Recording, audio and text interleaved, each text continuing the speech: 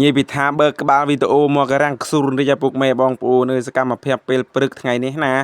សារតែយើងដាក់ពីក្បាលងាចក៏ខ្ញុំមកលឹកព្រឹកនេះអែងកែបយើងខ្ញុំមិនបានដាក់តាមអូតាមអីតាមស្ទឹងទេថ្ងៃនេះគឺមកដាក់ក្នុងស្រះម្ដងដោយសារតែស្រះនេះគឺមើលតក៏លូតអរមើលកែបណាពុកម៉ែបងប្អូនប៉ុន្តែក៏សយទ្រុងមួយពុកម៉ែបងប្អូនខ្ញុំដាក់ច្រាំងរាំងខ្ពស់ពីបើបានថាកែបចូលទៅក៏លឹងលិចក្នុងទឹកដោយសារតែវារមៀលធ្លាក់អញ្ចឹងណាថាញីទៅក៏ខាតទ្រុងមួយដែរបាទពុកម៉ែបងប្អូនហើយក៏កែបចូលមួយแล้วก็ងាប់បាត់ហើយមានអីទៅបន្តឬក៏ទ្រុងផ្សេងទៀតចាអែងពុកម៉ែបងប្អូនហើយមកដល់ទ្រុងនេះក៏សមោចរួមអែទៀតស៊ីនុយកង្កែបគ្មានចូលទេថាការដាក់បោះយើងក៏រាំងព្រឹតព្រៀងដែរពុកម៉ែបងប្អូនហើយក៏នៅតែមានចំណុចខុសដែរណា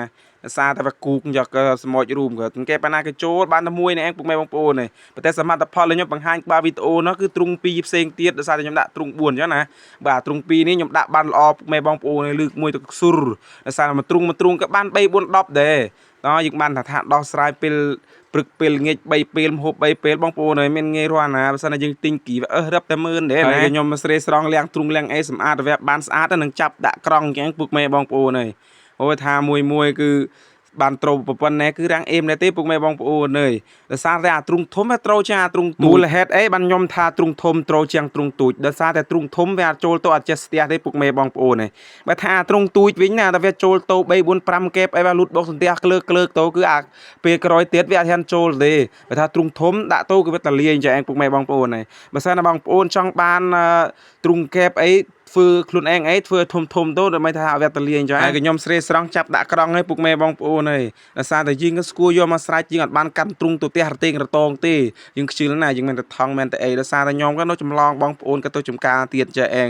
អូយជីវិតសពថ្ងៃពុកម៉ែបងប្អូនហើយនិយាយថាថារ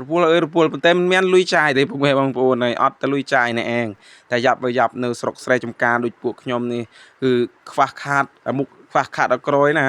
ញៀវរួមទៅគឺដោយមនុស្សដែរទេបើថាដូចពួកខ្ញុំគឺខ្វះខាតមែនឯងពុកម៉ែបងប្អូនហើយមានតែថាជីវិតសពថ្ងៃគឺដោះស្រាយដោយខ្លួនឯងធ្វើអីដោយខ្លួនឯងដូចខ្ញុំបង្ហាញវីដេអូក៏សិតតែជីវិតពិតប្រចាំថ្ងៃនេះឯងពុកម៉ែបងប្អូននេះគ្មានអីប្លែកទេគឺដដែលដោយសារតែសកម្មភាពយើងប្រចាំថ្ងៃគឺតែបែបជួនកាលបងប្អូនខ្លះក៏គិតពេញចិត្តវីដេអូបែបនេះដោយសារតែយើងចេញទៅគឺបែបចេះសកម្មភាពស្រុកស្រែអញ្ចឹងណាតែក៏បងប្អូនខ្លះក៏គិតមិនពេញចិត្តចាអែងពុកម៉ែបងប្អូននេះគេហៅថាជីវិតពិតយើងគឺបង្ហាញតែចេះណាអូញីរំតោគឺគិតតែសบายដែរបានមកដោះស្រាយពុកម៉ែបងប្អូនអើយសមិទ្ធផលយើងរកបានមកយប់គឺប៉ុណ្ណេះឯង